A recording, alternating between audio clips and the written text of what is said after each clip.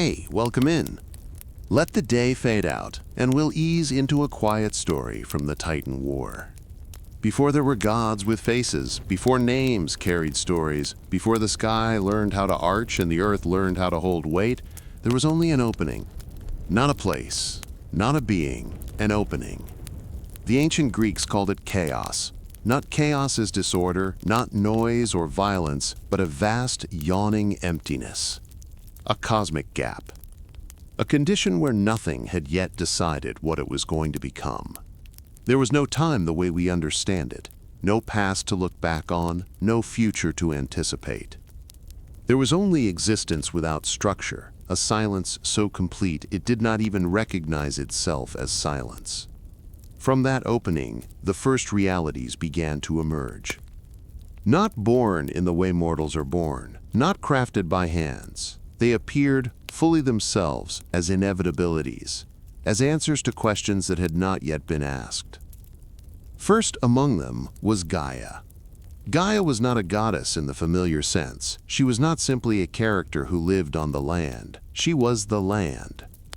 The solid ground beneath potential, the first surface, the idea that something could exist and remain. Where chaos was absence, Gaia was presence. She rose into being without parent or partner, self-generating, complete. Mountains did not yet rise from her body, nor rivers carve her skin, but the possibility of all of it slept within her. She was fertile not just in body, but in concept. Everything that would ever grow, stand, or endure would trace its origin back to her. And Gaia did not remain alone. From the same primordial unfolding came Tartarus, not merely a pit, not simply a prison, but a depth, a counterbalance to Gaia's surface. If Gaia represented foundation and stability, Tartarus represented the unreachable below, a place so far beneath everything that even the idea of falling had meaning there. Tartarus was distance made real, separation given form. Alongside them emerged Eros. Eros was not yet romance or desire in the human sense. He was attraction, the force that compelled things to move toward one another instead of remaining isolated forever. Without Eros, creation would have stalled. Everything would have existed alone, complete but unmoving. Eros ensured that existence did not freeze into stillness. And then came Nyx the night, and Erebus the darkness beneath, shadows before light, concealment before revelation. Their presence introduced rhythm into the universe, the idea that things could alternate, that absence and presence could trade places. These were not personalities. They did not argue or rule. They were conditions, states of being, cosmic principles wearing the thinnest suggestion of identity. And then Gaia did something unprecedented. She created. From herself, without consort, Gaia brought forth Uranus, the sky. Where she was ground, he was vault. Where she was holding, he was covering. Uranus arched over Gaia completely, surrounding her, enclosing her, pressing close. Together, Gaia and Uranus formed the first true structure of the universe, earth and sky locked together, inseparable, with no space between. At first, this union was total, too total. Uranus did not simply hover above Gaia, he clung to her. He pressed himself against her constantly, leaving no room for what she carried within, and Gaia was already pregnant. From their union came powerful offspring. The first were the Cyclops, beings of immense strength, with a single eye centered in their foreheads. They embodied raw force, craftsmanship, and elemental power. Later myths would remember them as smiths and makers, but in the beginning they were simply overwhelming. Then came the Hecaton-Curies, the hundred-handed ones. Giants with 50 heads and 100 arms, each arm capable of hurling mountains. They were excess-made flesh, too many limbs, too much power, too much of everything. And finally, the Titans. 12 in number, they were vast but comprehensible, powerful but ordered. They represented forces that could shape reality rather than shatter it outright. But Uranus looked upon his children and felt fear, not because they had done anything wrong, not because they challenged him, but because they existed. Uranus saw in them the possibility of replacement, the suggestion that he was not eternal, that something new might rise where he once ruled. So he acted. He forced Gaia's children back into her body. He pressed them into the depths of the earth, into Tartarus, burying them within her. The Cyclops, the Hecatoncores, all imprisoned, suffocating, denied existence. Gaia felt everything, their weight, their pain, their fury. The earth groaned beneath the strain, not metaphorically, but literally. This was the first act of cosmic cruelty, the first time power chose fear over balance. And Gaia, the patient foundation of all things, reached a limit. She did not rage blindly, she planned. From her substance she fashioned a weapon, a great sickle of adamant, a blade harder than stone, sharper than intention. Then she called upon her Titan children and asked a simple question. Who among you will stand against your father? There was silence. These were beings of immense power, but Uranus was the sky itself. To oppose him meant challenging the structure of reality. One by one they refused. All except Cronus. Cronus was the youngest Titan, the most cunning, less vast than some, less openly powerful than others, but sharper in mind. Where his siblings hesitated, Cronus saw opportunity. He took the sickle. And with that choice, the age of passive creation ended. Violence entered the universe, not as chaos, but as intention. When Uranus descended to lie with Gaia once more, Cronus struck. The act was swift, decisive, final. He severed Uranus from Gaia, cutting away his generative power. Blood spilled across the earth. From it would later arise new beings, the Furies, the Giants, and other forces born of violence and consequence. Uranus recoiled. His reign ended in an instant. As he fell away, space opened for the first time. Sky and earth were no longer fused. The universe could breathe. Cronus cast his father's severed essence into the sea. From the foam that gathered around it, life would later take another strange turn, but for now, one truth stood above all others. A son had overthrown his father, and the universe had learned a dangerous lesson. Power could change hands. This moment marked the end of the primordial era and the beginning of divine politics. The Titans rose not merely as offspring, but as rulers. The world entered an age of structure, seasons, cycles, and law, what later generations would remember as the Golden Age. But even as Cronus took the throne, even as Gaia exhaled in relief, the shadow of repetition loomed. Because Uranus, broken and bleeding, spoke one final truth. Just as he had fallen to his son, so too would Cronus. The universe had been set on a path. Creation would continue. But peace would never again be simple. And with that, the stage was set for the war that would decide the future of gods and mortals alike. With Uranus cast away from Gaia and the sky lifted from the earth for the first time, the universe entered a new phase of existence. Space existed now. Distance existed. The world could expand, separate, and take shape without being crushed beneath a single unyielding presence. And into that newly opened world stepped the Titans. They were not accidents. They were not chaotic surges of power like the beings that came before them. The Titans were structured forces, vast yet intelligible, each embodying a fundamental aspect of reality that could be governed rather than merely endured. There were 12 of them, born from the union of Gaia and Uranus before his fall, and they emerged as the first generation of gods who could rule rather than simply exist. 6 were male, 6 were female, and together they would define an entire age. First among the male Titans was Oceanus.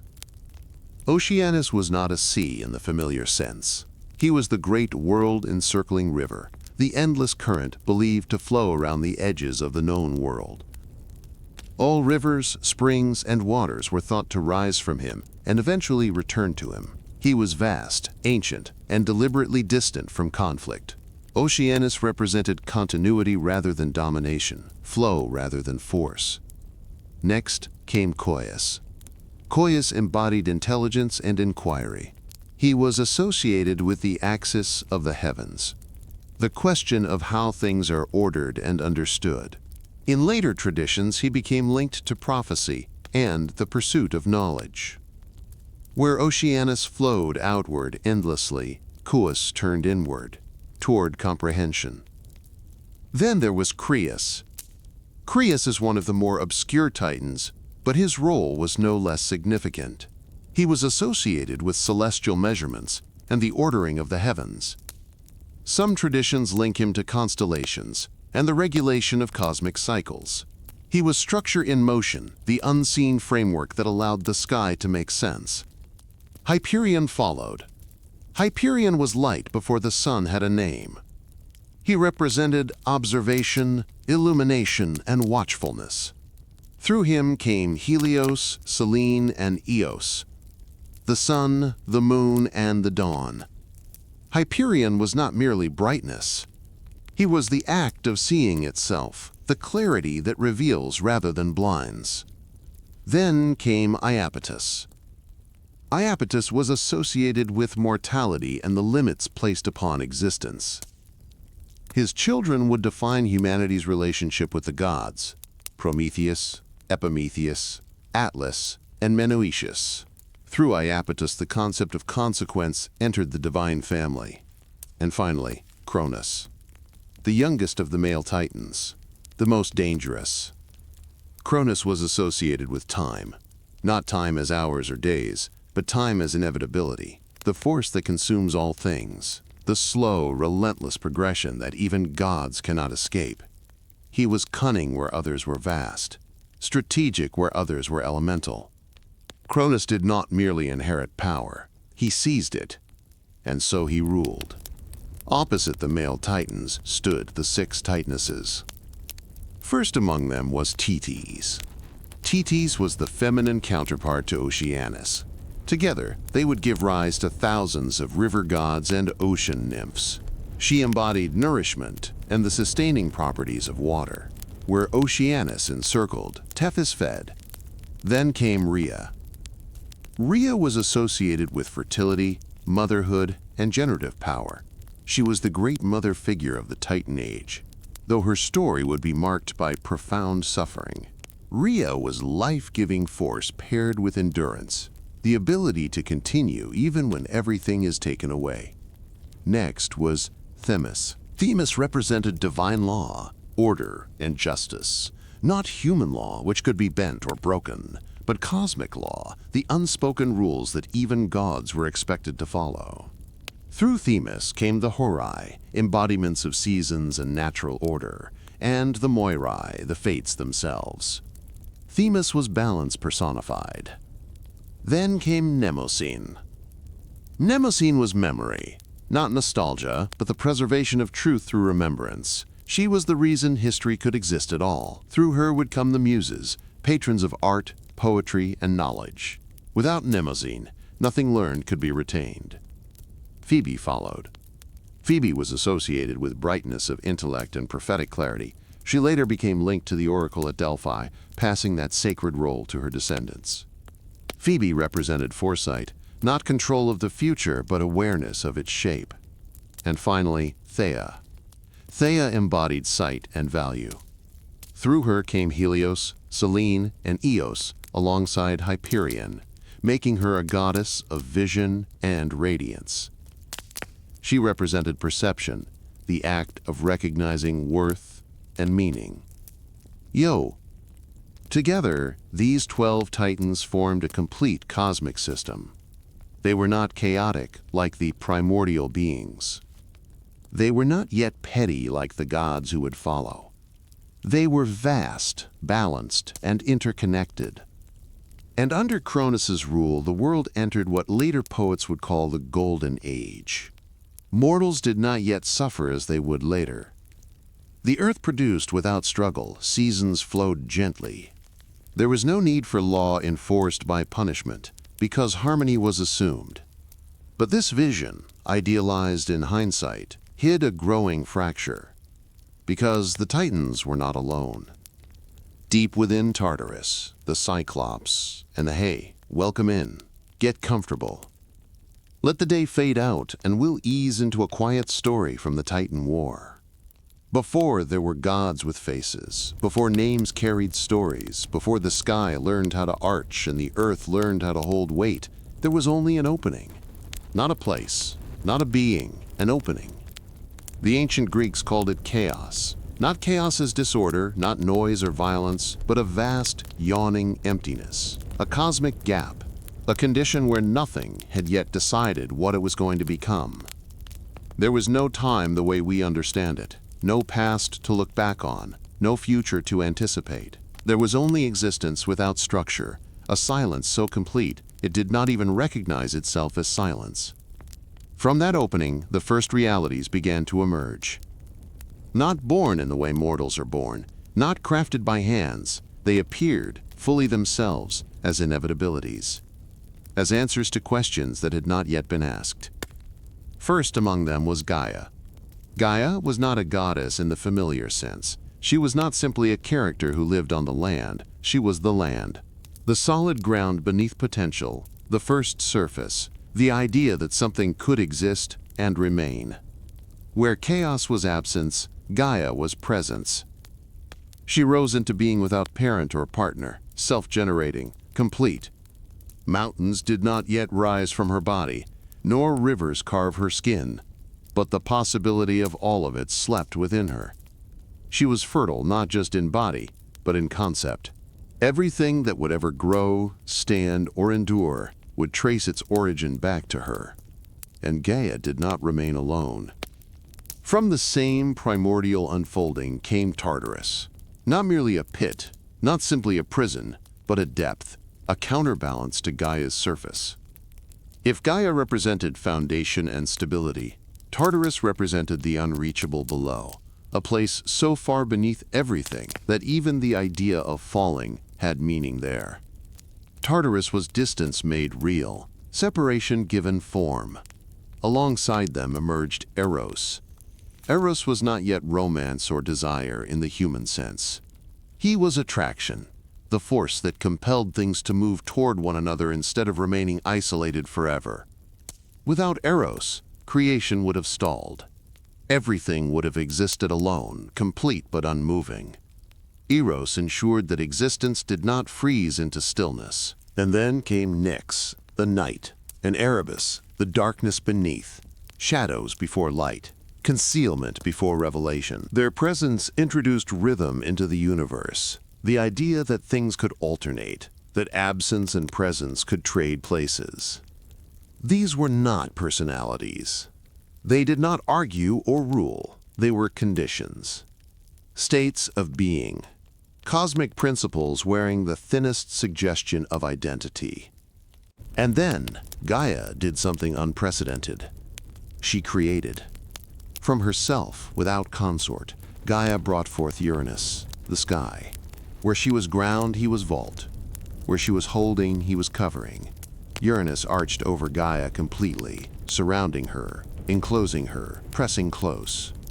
Together, Gaia and Uranus formed the first true structure of the universe. Earth and sky locked together, inseparable, with no space between. At first, this union was total, too total. Uranus did not simply hover above Gaia. He clung to her. He pressed himself against her constantly, leaving no room for what she carried within, and Gaia was already pregnant. From their union came powerful offspring. The first were the Cyclops, beings of immense strength with a single eye centered in their foreheads. They embodied raw force, craftsmanship, and elemental power. Later myths would remember them as smiths and makers, but in the beginning they were simply overwhelming. Then came the Hecatonchyres, the 100-handed ones. Giants with 50 heads and 100 arms, each arm capable of hurling mountains. They were excess-made flesh. Too many limbs, too much power, too much of everything. And finally, the Titans still remained imprisoned. Cronus had overthrown Uranus for his cruelty, and then repeated it. Rather than free his monstrous siblings, Cronus reinforced their captivity. The Cyclops, with their raw elemental strength, frightened him. The hundred-handed ones, capable of overwhelming any force through sheer magnitude, represented a threat he could not control, so he buried them deeper. This choice revealed something essential about Cronus's reign. It was not built on trust. It was built on fear.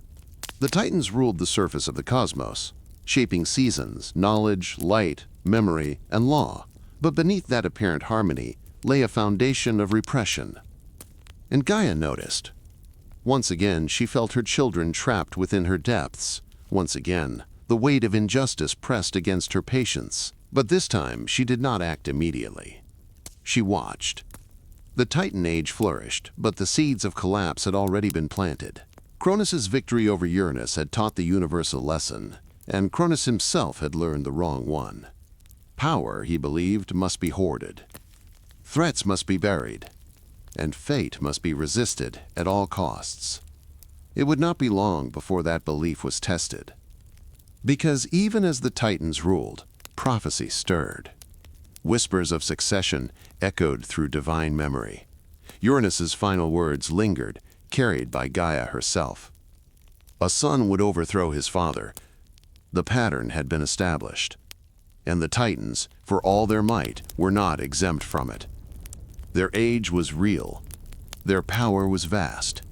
But it was not eternal. And in the shadows of the Golden Age, time, Cronus's own domain, was already moving against him. Cronus did not take the throne in a blaze of celebration. There was no coronation, no grand proclamation echoing across the newborn heavens. His rule began quietly, almost cautiously, as though the universe itself was holding its breath after witnessing the first successful act of divine rebellion. A father had been overthrown by his son. That single fact changed everything. Before Cronus, power flowed in one direction. The primordial beings existed because they existed. Their authority was inseparable from their nature. Uranus ruled not because he was chosen, but because he was the sky itself. Cronus proved that rule could be seized. And once something can be taken, it can also be lost. In the immediate aftermath of Uranus's fall, Cronus moved decisively. He established himself as king of the cosmos, taking dominion over the heavens, the earth, and all that lay between. His siblings accepted his rule, not necessarily out of loyalty, but out of recognition. Cronus had done what none of them dared to do. He had acted. Under Cronus, the Titans organized the world. This was the beginning of structure rather than mere existence. Time flowed in cycles. Seasons stabilized. The sky followed predictable paths. The earth yielded without resistance. Mortals, when they would eventually come, would later remember this period as effortless abundance. The Golden Age. But beneath that surface calm, Cronus ruled with a vigilance that bordered on obsession. He remembered Uranus's fear. He remembered Gaia's sickle. And he remembered the words spoken as blood fell into the sea. Cronus would be overthrown by his own child. The prophecy did not come from an oracle. There was no riddle, no ambiguity. It was simple, direct, inevitable. And Cronus believed he could outthink it. He took Rhea as his consort. Rhea, his sister, embodied fertility and generative power. Together, they would ensure the continuation of Titan rule. Their union was natural, expected, and cosmically potent. But each time Rhea bore a child, Cronus felt the prophecy tighten around him. The first child was Hestia. As soon as she was born, Cronus took her and swallowed her whole. There was no struggle, no resistance. Hestia disappeared into him, alive, immortal, trapped. Rhea was stunned. But Cronus was resolute. The second child, Demeter, met the same fate. Then Hera. Then Hades. Then Poseidon. One by one, Cronus consumed his children, sealing them within himself. He believed that by denying them existence outside his body, he could prevent the prophecy from unfolding. To Cronus, this was not cruelty. It was logic. Gods did not die, they endured, and so long as his children existed within him, they could not rise against him. But Rhea suffered. She carried life only to watch it vanish. She was a mother without children, a goddess of fertility rendered barren by fear. With each birth, her grief deepened, and her resentment grew. She turned to Gaia. Gaia listened. Once again, the earth had been made a prison for her own offspring. Once again, a ruler had chosen domination over balance. And once again, Gaia devised a plan. When Rhea became pregnant for the 6th time, Gaia instructed her to flee, to leave Cronus, to give birth in secret. Rhea traveled to the island of Crete, far from Cronus's watchful gaze. There, hidden within a cave, she gave birth to Zeus. To deceive Cronus, Rhea wrapped a stone in swaddling clothes and presented it as the newborn child. Cronus swallowed it without hesitation. The deception worked. Zeus lived. He was raised in secrecy, nurtured by nymphs, and sustained by the milk of the goat, Amalthea. The curates clashed their weapons outside the cave whenever Zeus cried, masking the sound so Cronus would not hear. Zeus grew, and with each passing moment, the prophecy drew closer to fulfillment.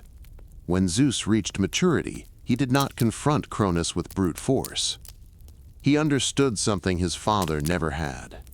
Power alone was not enough. Strategy mattered. Through cunning and assistance from Gaia and Metis, Zeus devised a way to free his siblings. He gave Cronus a potion that forced him to regurgitate the children he had swallowed. One by one they emerged. Hestia, Demeter, Hera, Hades, Poseidon, alive, whole, unbroken. The family Cronus had tried to erase now stood before him. And with their liberation, the Titan Age fractured beyond repair. Zeus did not immediately declare war. First, he gathered allies. He freed the Cyclops and the Hecaton Curies from Tartarus, the very beings Cronus had feared and buried. In return, the Cyclops forged weapons of immense power. To Zeus, they gave the thunderbolt, to Poseidon the trident, to Hades the helm of invisibility. These were not symbols. They were tools of war. And so the universe stood on the edge of its first true conflict between gods. Not a rebellion against primordial tyranny, but a war between generations. Cronus, once the symbol of revolution, now embodied stagnation. Zeus, the hidden child, represented change. The pattern repeated. Father against son. Fear against inevitability. And as the first blows of the Titanomachy loomed, one truth became unavoidable. Cronus had not escaped fate. He had only delayed it. The war that would decide the future of the cosmos was no longer a possibility. It was imminent. Before war scorched the heavens, before thunder split the sky and mountains were hurled like stones, there was a long and deceptively gentle age. An age remembered not for its rulers, cruelty, nor for bloodshed, but for ease, for abundance, for a world that seemed, at least on the surface, to exist in balance. Later generations would call it the Golden Age. It was the era of the Titans at their height. Under Cronus's rule, the cosmos settled into patterns that felt stable, even benevolent. The sky followed its courses without disruption. The earth yielded food without demand for labor. Rivers flowed predictably. Light and darkness alternated without catastrophe. There were no tempests of divine wrath, no thunderous punishments falling from above. To mortals who would come much later, this age would sound like paradise. But the Golden Age was not a utopia. It was a pause. The Titans did not rule through constant intervention. They did not micromanage the world. Their governance was distant, broad, almost abstract. Each Titan embodied a domain, and by existing they ensured that domain functioned. Oceanus encircled the world, and all waters flowed because he flowed.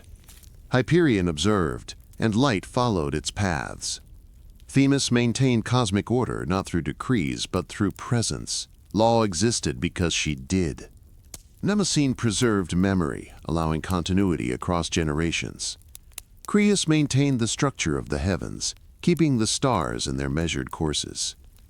Even Cronus himself ruled less like a tyrant and more like a fixed point. Time passed because he existed. Seasons turned because he allowed them to. In this age, mortals, when they finally emerged, lived without toil. They did not farm in the way later humans would. The earth produced freely. Hunger was rare. Disease, as it would later be understood, did not yet define existence. There was no concept of ownership, because scarcity had not yet imposed it. There were no laws enforced by punishment. There was no need. Justice, such as it was, existed as equilibrium. When something fell out of balance, it corrected itself naturally. This was Themis's domain, and it required no intervention. Death itself during this time was said to come gently. Mortals did not age in agony. They passed from life as if falling asleep, dissolving back into the world without fear.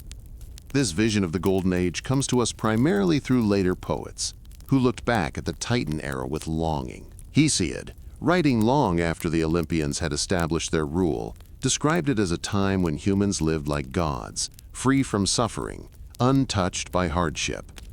But memory has a way of smoothing over fractures.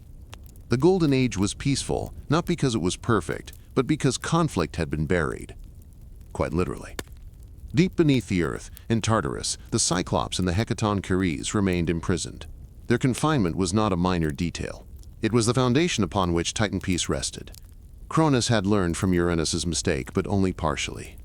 Where Uranus crushed his children out of fear, Cronus buried his siblings out of caution. He did not hate them, he feared what he could not control. The Cyclops possessed raw elemental power. They were not subtle. They did not embody balance. They embodied force. The Hecatoncheires were worse. They were excess. 100 hands, 50 heads, strength multiplied beyond reason. They could overwhelm any opponent simply by existing. To Cronus, they were chaos waiting to happen. So he locked them away.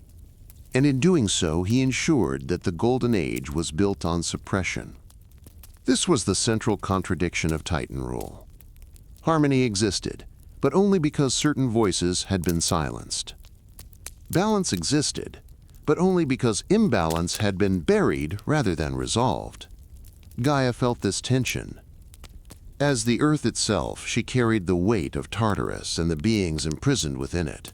She felt their anger, their endurance, their unspent fury. The Golden Age may have been gentle on the surface, but beneath it, pressure was building. Cronus, meanwhile, ruled with growing unease. Outwardly, he was the architect of stability. Inwardly, he was haunted. The prophecy did not fade. Time, his own domain, betrayed him. Each passing moment brought him closer to the possibility he feared most. He watched his siblings carefully. He trusted no future he could not directly control. This anxiety shaped his decisions. It shaped his marriage to Rhea. It shaped the devouring of his children. And it shaped the Titan court itself. Though the Titans rarely fought among themselves, alliances formed quietly. Loyalties were tested in subtle ways. Oceanus, ever distant, avoided conflict altogether. Themis remained aligned with order rather than power. Mnemosyne preserved memory without judgment, recording triumph and cruelty alike. Not all Titans approved of Cronus's methods, but none openly challenged him. Because they remembered Uranus. They remembered what happened to a ruler who lost control. The Golden Age endured, not because it was unbreakable, but because no one wanted to be the one who broke it. Mortals, blissfully unaware of divine tension, lived and died beneath Titan governance without understanding its fragility. They saw abundance and assumed permanence. But permanence was an illusion. Every system built on suppression eventually demands release, and the Golden Age was no exception. As Zeus grew in secret, as the imprisoned gods endured in darkness, as Gaia watched and waited, the Titan era approached its limit. The peace of the Golden Age was real, but it was not honest. It did not resolve the universe's conflicts. It postponed them. And when resolution finally came, it would not be gentle. The age of quiet balance was ending. The age of war was approaching. Prophecy does not arrive loudly in Greek myth. It does not announce itself with thunder or fire. It does not demand belief. It simply exists, a truth spoken once and remembered forever. For Cronus, that truth was unavoidable. A son would overthrow him. The words did not fade with time. They did not weaken as the Golden Age stretched on. If anything, they grew heavier, pressing down on Cronus's thoughts until every future moment felt like a threat. As the Titan of time itself, Cronus understood inevitability better than any other being, and that was precisely why he feared it. He had overthrown Uranus by exploiting a moment of vulnerability. He had learned firsthand that power could be lost not through weakness, but through complacency. Uranus had believed himself eternal. Cronus would not make the same mistake. So when Rhea became pregnant, Cronus did not feel joy. He felt dread.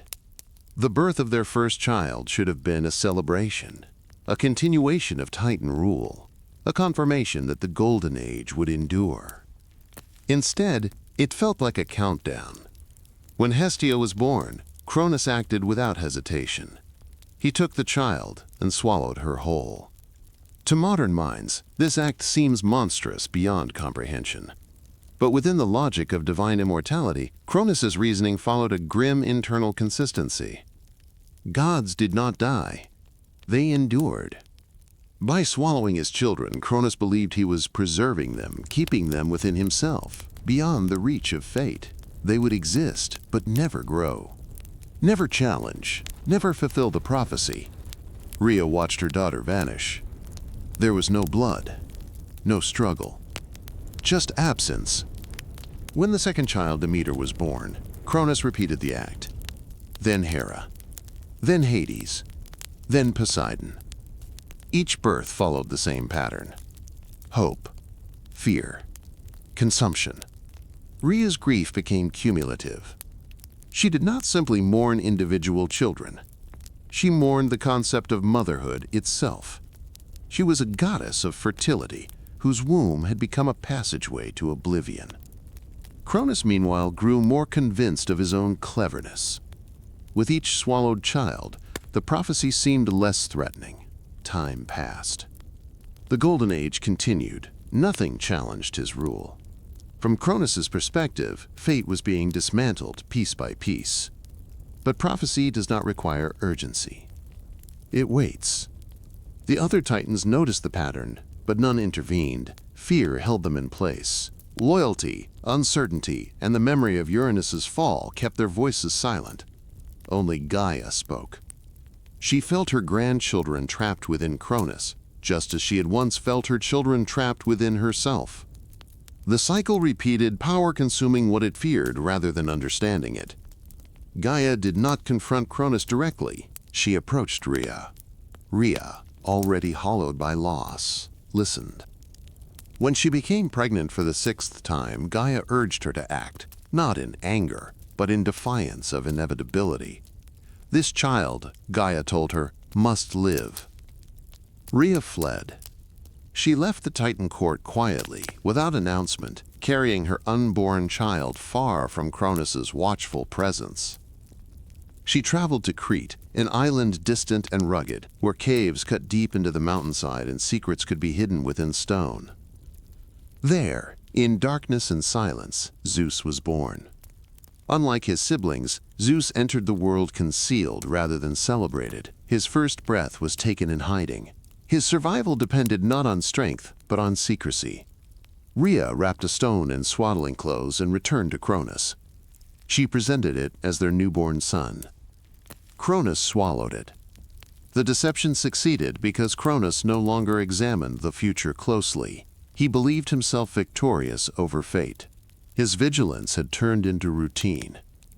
Meanwhile, Zeus grew, nurtured by nymphs, sustained by the milk of Amalthea, shielded by the Curetes, whose clashing weapons drowned out his cries. Every measure was taken to ensure Cronus never hurt him. Time passed. The swallowed gods remained alive within Cronus, aware, enduring, waiting. Their existence inside him was not nothingness, it was suspension. Consciousness without agency. This detail matters. Cronus did not destroy his children. He contained them. And containment is not resolution. As Zeus matured, Gaia prepared the final stage of the prophecy. With the help of Metis, goddess of cunning intelligence, Zeus devised a plan not of confrontation, but of reversal. Cronus was given a potion. Its purpose was simple. It forced him to vomit. One by one, the swallowed gods emerged. First came the stone, then Hestia, then Demeter, then Hera, then Hades, then Poseidon. They emerged, fully formed, untouched by time, their imprisonment, leaving them unaged but fully aware of what had been done to them. In that moment, Cronus lost more than control. He lost legitimacy. The Golden Age shattered quietly. There was no immediate battle, no thunder, no collapse of the heavens. Just realization. Cronus understood that the prophecy had not been avoided. It had been fulfilled.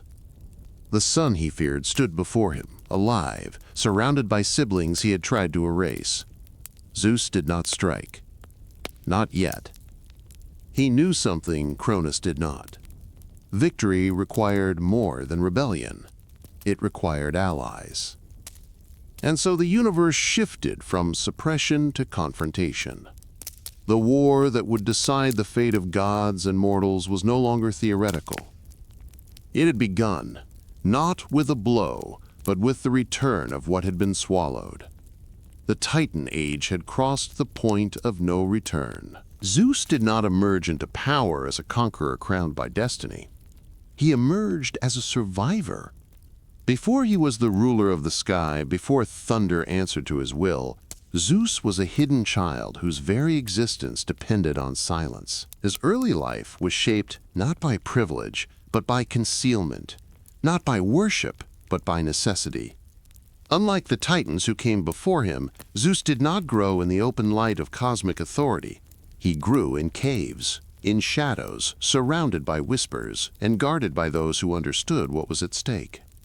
His birthplace, according to most traditions, was the island of Crete. Crete was rugged and remote, a place of mountains and deep caverns.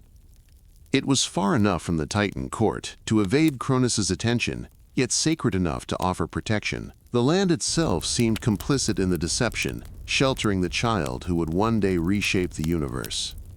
Rhea entrusted Zeus to the care of nymphs, divine beings tied to the land, loyal to Gaia rather than Cronus. They raised him not as a prince, but as a secret. To sustain him, the goat Amalthea provided her milk. This detail endured in myth not as ornament, but as symbol. Zeus, the future king of gods, was nourished by something humble, something mortal adjacent. Power in this telling did not originate from grandeur. It originated from endurance. The Curetes, armored attendants, stood guard outside the cave. Whenever Zeus cried, they clashed their shields and weapons together, masking the sound. Their vigilance ensured that Cronus, whose dominion included time but not omniscience, never heard the child he sought to erase. Zeus grew quickly, not simply in body but in awareness. He was taught the truth of his origin early. He knew what his father had done. He knew what had happened to his siblings. He knew the prophecy that hovered over his existence like a shadow. But Zeus did not rush. This is what distinguishes him from Cronus. Cronus acted out of fear, reacting to prophecy by attempting to consume it. Zeus, by contrast, allowed time to work for him. He observed. He learned. He waited until conditions aligned. When Zeus reached maturity, he did not confront Cronus with brute strength. He did not storm the Titan court or demand recognition. He sought counsel. Gaia, ever present beneath all divine conflict, supported him. So did Metis, goddess of cunning intelligence. Metis represented strategic thought, the kind that anticipates consequences rather than merely responding to threats. Together they devised a plan that avoided immediate violence. Cronus was undone not by force, but by reversal. The potion Zeus administered was not an act of domination, it was an act of restoration. It forced Cronus to relinquish what he had taken. And when Zeus's siblings emerged, the dynamic of power shifted irreversibly. Zeus did not claim kingship at that moment. Instead, he did something unprecedented. He freed the forgotten. The Cyclops and the Hecatonchires had been buried in Tartarus since the time of Uranus. They were ancient even by divine standards, carrying resentment that predated Cronus's reign. Zeus descended into Tartarus and released them. This was not an act of mercy alone. It was strategy. The Cyclops were master craftsmen, embodiments of elemental force and creation. In gratitude, they forged weapons unlike anything the cosmos had yet seen. For Zeus, they forged the thunderbolt, condensed power given form. It was not merely lightning, it was authority manifested as force. For Poseidon, they forged the trident, a symbol of dominion over the seas and the capacity to fracture the earth itself. For Hades, they forged the helm of invisibility, granting him unseen movement and strategic advantage. The Hecatonchires offered something different. They offered scale. 100 hands meant overwhelming presence. 50 heads meant constant vigilance. They were living siege engines capable of hurling mountains and reshaping battlefields. By freeing them, Zeus corrected the mistake both Uranus and Cronus had made. He did not bury what frightened him. He allied with it. This decision reveals the core of Zeus's leadership. He understood that stability could not be achieved by suppression alone. Power had to be distributed, recognized, and integrated. Zeus did not stand alone. He stood at the center of a coalition. His siblings aligned with him not merely because he freed them, but because he offered them agency. They were no longer extensions of another sphere. They became participants in shaping the future. By this point, lines were forming across the cosmos. Some Titans remained loyal to Cronus, bound by kinship, habit, or belief in the old order. Others remained neutral. A few quietly leaned toward Zeus, drawn by the promise of change. The universe was no longer unified under a single authority. It was divided. Zeus did not rush to declare war. He allowed tension to crystallize. He allowed alliances to form. He allowed inevitability to settle. When conflict finally came, it would not be impulsive. It would be total. The hidden child had become a leader, not through inheritance, not through brute domination, but through patience, foresight, and the willingness to confront what others had buried. The Titan War was no longer a distant threat. It was prepared, and Zeus was ready. The war did not begin with a single clash. There was no trumpet call, no formal declaration echoed across the heavens. The Titanomachy began the way all inevitable conflicts begin, quietly, with division already complete. By the time the first blow was struck, the universe had already chosen sides. On one side stood Cronus and those Titans who remained loyal to the old order. They ruled from Mount Othrys, an ancient seat of Titan power. It was a place of elevation and authority, long associated with the Golden Age and the stability Cronus claimed to preserve. On the other side stood Zeus and the younger gods, later known as the Olympians, gathered on Mount Olympus. Olympus was not yet the symbol it would become, but it represented something new: aspiration, ascent, and change. Between these two mountains stretched the world itself, and it would suffer for it. The factions were not evenly matched, but they were formidable in different ways. Cronus commanded Titans, who embodied foundational aspects of the cosmos. Hyperion wielded light, Crius governed celestial order, Iapetus represented mortality and consequence. These were not merely warriors. They were living principles, ancient and immense. Zeus, by contrast, led a coalition defined not by age, but by adaptability. His siblings were younger, less entrenched in cosmic habit, and willing to act in ways the Titans had grown reluctant to attempt. The Cyclops brought weapons. The Hecatoncures brought scale. And Zeus himself brought something new: coordination. The earliest battles were clashes of environment rather than armies. Mountains were torn from the earth and hurled across the sky. Seas boiled under Poseidon's fury. The air itself became a weapon as Zeus tested the thunderbolt's destructive reach. These were not skirmishes. They were reshaping events. The earth cracked, valleys formed, coastlines shifted. What mortals would later experience as natural geography was, in part, the aftermath of divine violence.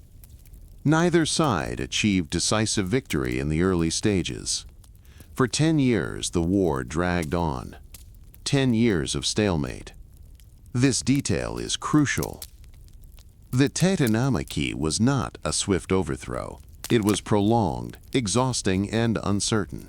Even Zeus, armed with thunder, could not easily overwhelm beings who embodied the cosmos itself.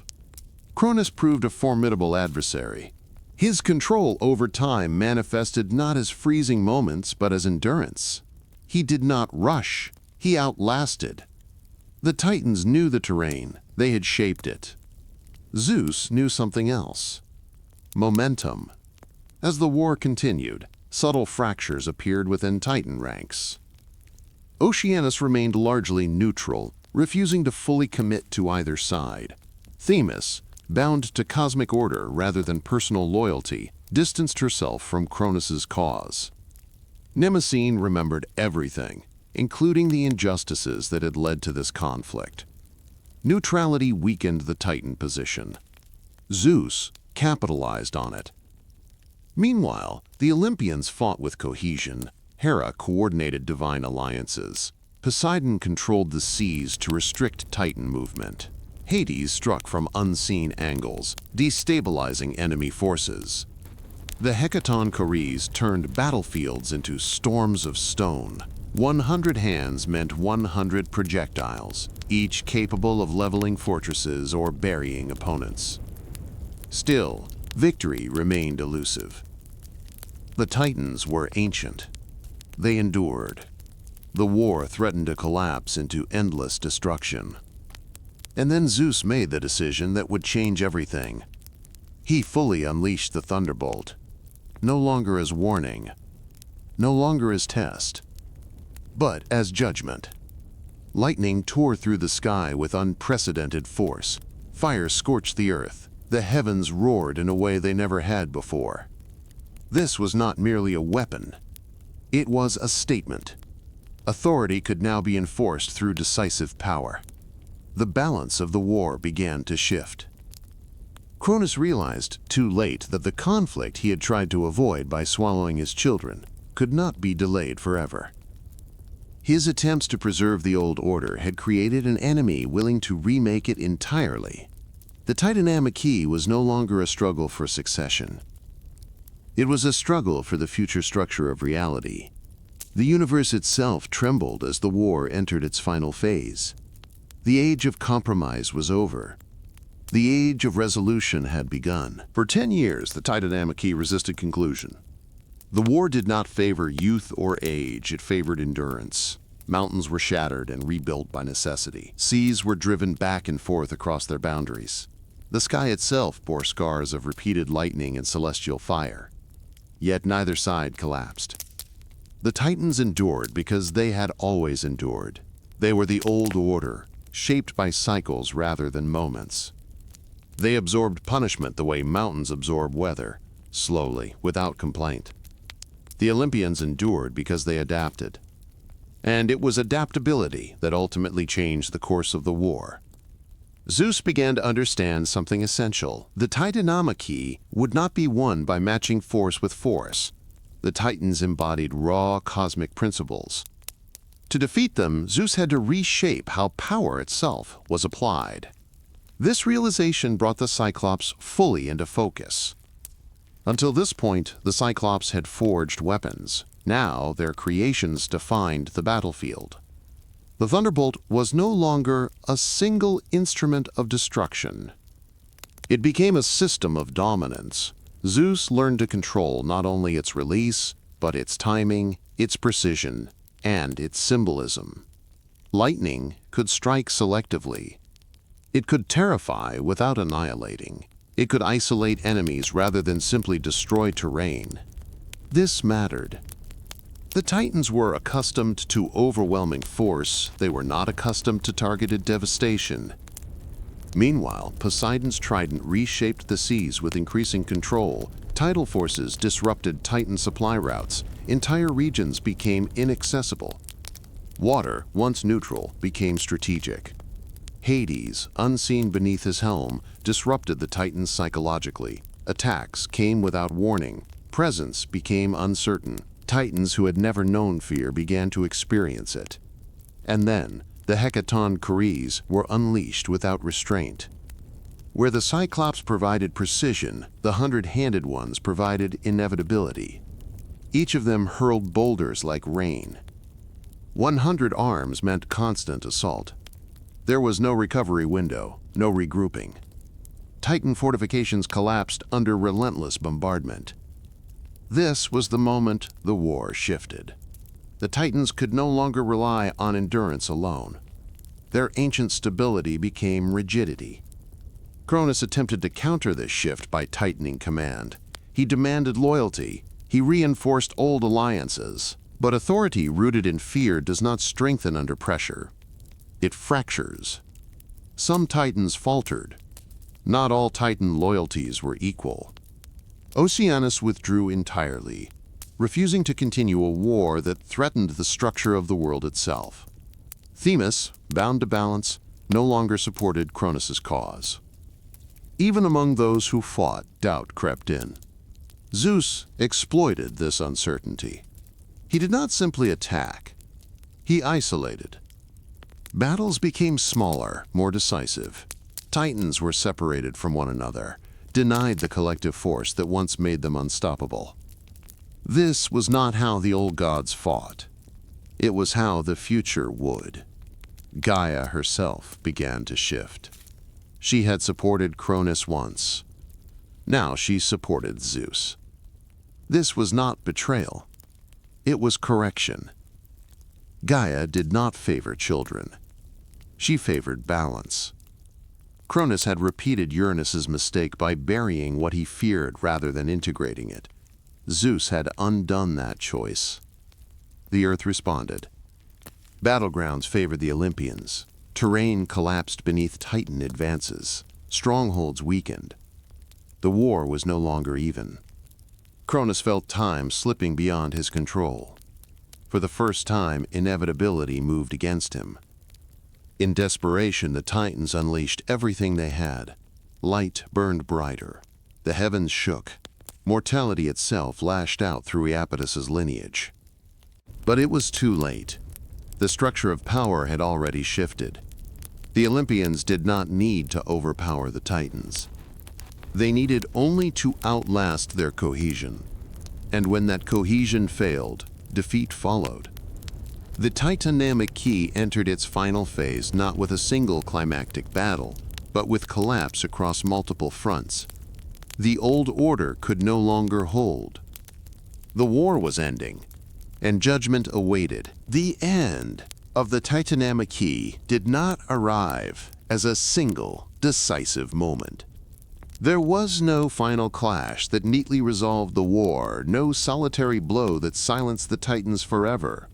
Instead, the conflict unraveled in fragments, as ancient powers failed one by one, their cohesion dissolving under the weight of inevitability. The Titans did not fall because they were weak. They fell because the world had moved past the shape they were designed to hold.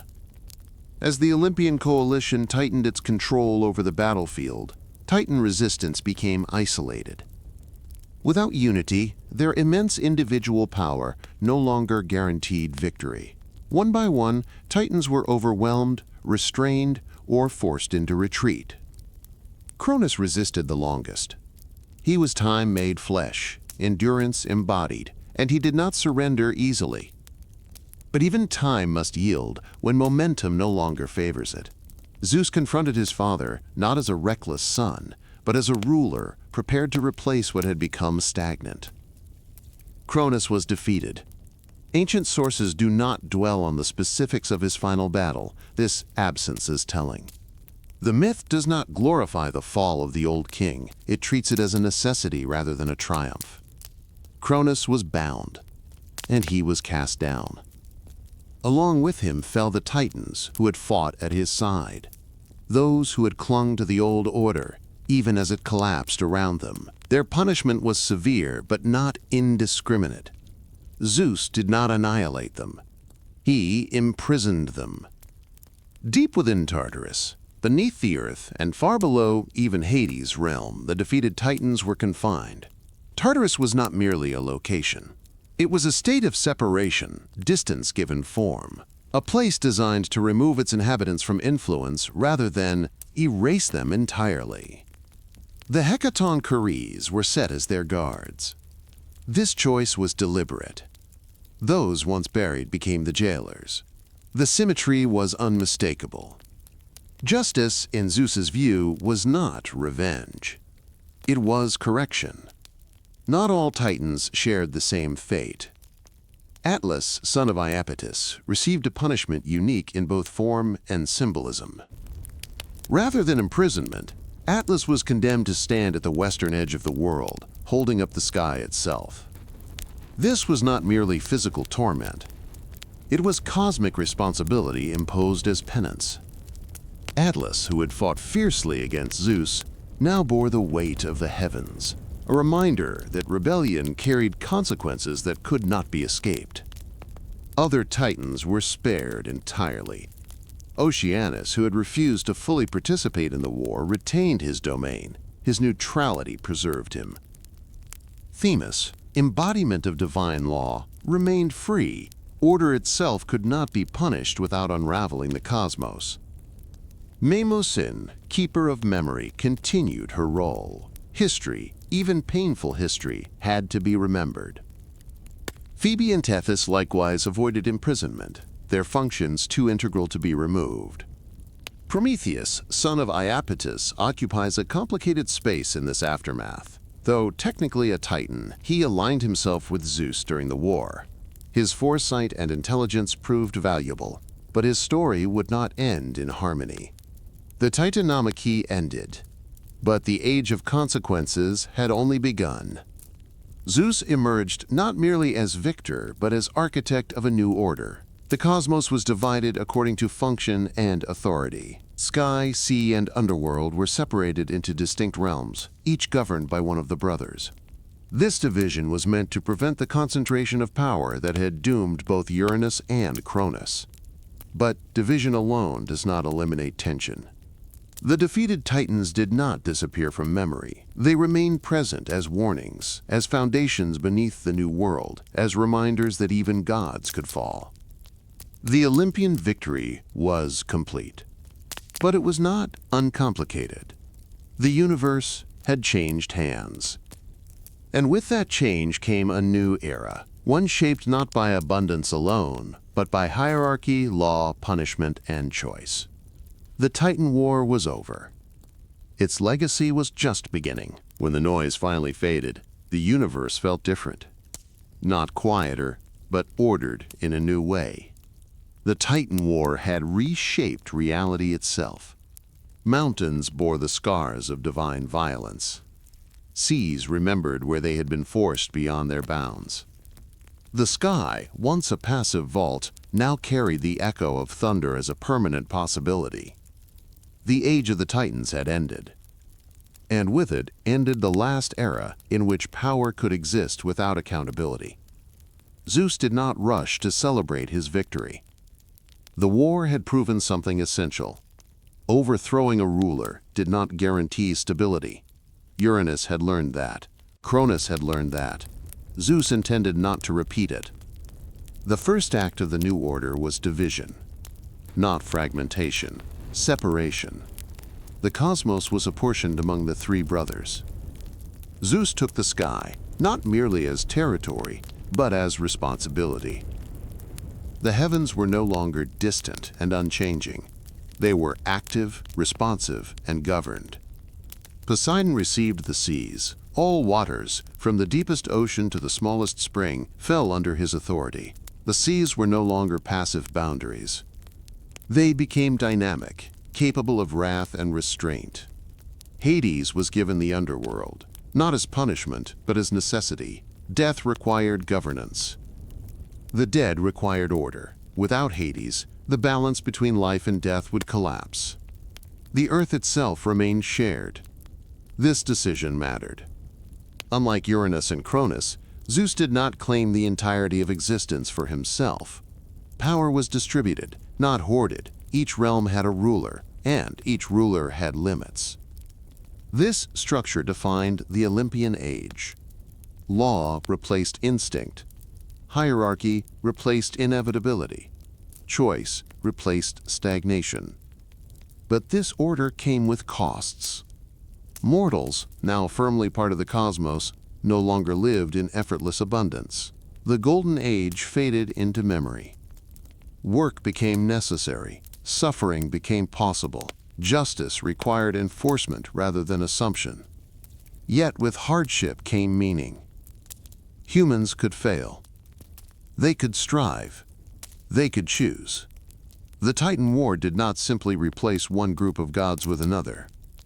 It redefined what gods were allowed to be. Zeus ruled, but he could be challenged. The Olympians held power, but they could err. Divinity was no longer absolute. This shift echoed forward into every myth that followed. The Titanomachy, the rise of Typhon, the punishment of Prometheus. Each conflict traced its roots back to the Titan War. Each was a consequence of a universe that had learned power could change hands. Even the imprisoned Titans remained relevant. They were reminders, warnings, foundations beneath the world. Their presence in Tartarus symbolized restraint rather than erasure. The old order was not destroyed. It was contained. Memory endured. Mnemosyne ensured the war was never forgotten. Themis ensured law did not collapse into tyranny. Gaia continued to watch. The earth had seen generations rise and fall. She would see more. And somewhere beneath everything, time continued to move. Cronus, bound and defeated, had been overthrown. But time itself could never be destroyed, only guided. The Titan War stands as the defining transition in Greek myth. It explains why the world is structured, why gods behave as they do, and why conflict never fully disappears. It is a story not of good and evil, but of succession. Of fear giving way to control. Of suppression giving way to integration. Of inevitability giving way to choice. And as the Olympian age unfolded, the universe carried forward the lessons learned in blood, stone, and thunder. Nothing lasts forever. Not even gods. If you enjoyed this journey through the Titan War, consider liking the video and subscribing. It helps the channel grow, and it lets you join us as we continue exploring the quiet, strange, and timeless stories that shape the world. For now, let the echoes fade and rest.